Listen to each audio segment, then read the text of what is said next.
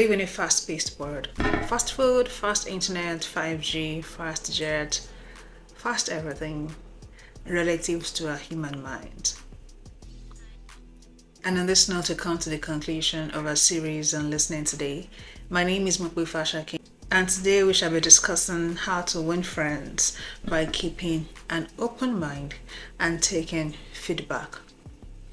Given how fast everything is around us, we run the risk of having our minds race ahead of the conversations we're in and arriving at conclusions that we shouldn't arrive at. And what this means is that we make conclusions and deductions that the other person hasn't made and does not even intend to make. And somehow we are convinced that we're right about it. The other person gets hurt and the relationship is in distress. So how do we practice keeping an open mind in conversations? Relative to every other thing, slow your mind. Slowing your mind is a deliberate attempt. The urge to manufacture what you want to say and quickly say it before the person lands is something we have to resist.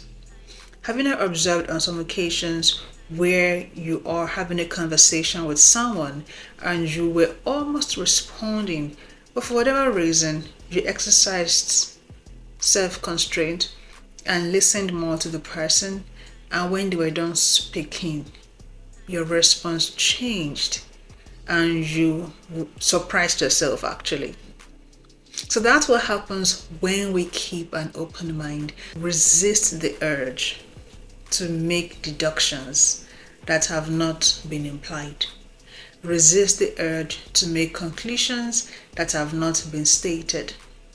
Let's move on quickly to the final step and the most difficult one, taking feedback. As a personal example, many years ago, I would drive out of my compound. I lived in a pretty secure estate, and I would leave my key at the ignition to quickly dash back and shut the gate and move on.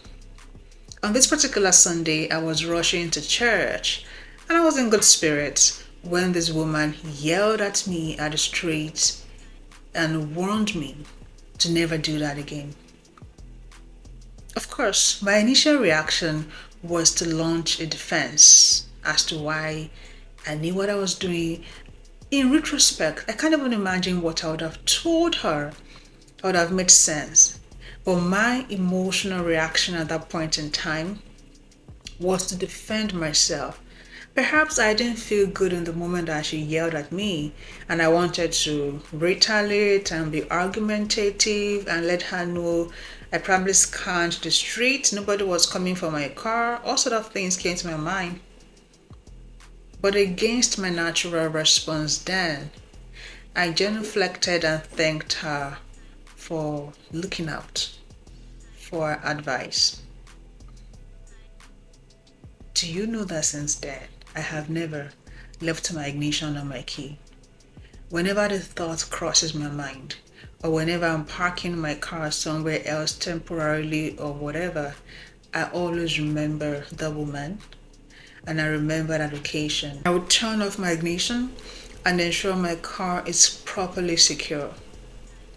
In my professional career, I have learned that taking feedback is you not defending yourself in that moment. We have blind spots that we cannot see or that we don't often see, but other people see. There are perspectives that are not open to us. Our field of view is limited no matter how you look at it. For example, I cannot see my back right now. Some other person can see it. If the person behind me yells at me and says there's a fire behind you, I cannot see the fire. It doesn't mean that there's no fire behind me. Them yelling at me doesn't mean they're mad at me. They're trying to alert me to move for my own safety. So do you see why taking feedback is very important?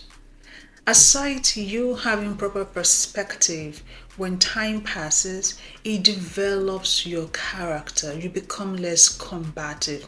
See, friction is good, some friction is necessary, but not every friction is helpful.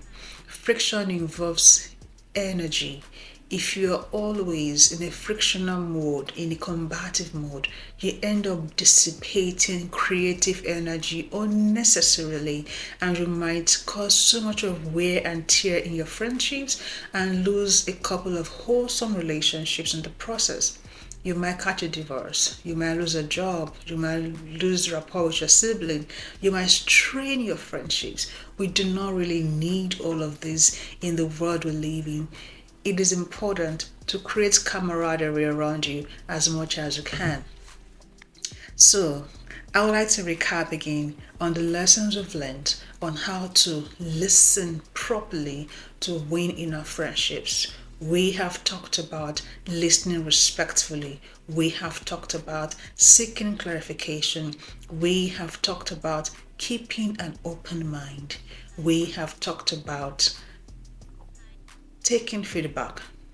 Finally, on very rare occasions, other people are wrong and you're right. But on most occasions, when others are wrong and you're right, you've got to take a step back and reevaluate the perspectives you could be missing and ask for feedback. On one hand, you take feedback, on the other hand, you ask for feedback. It's been a pleasure having this conversation with you on the past episodes. I do hope you're having a wonderful time. Bye.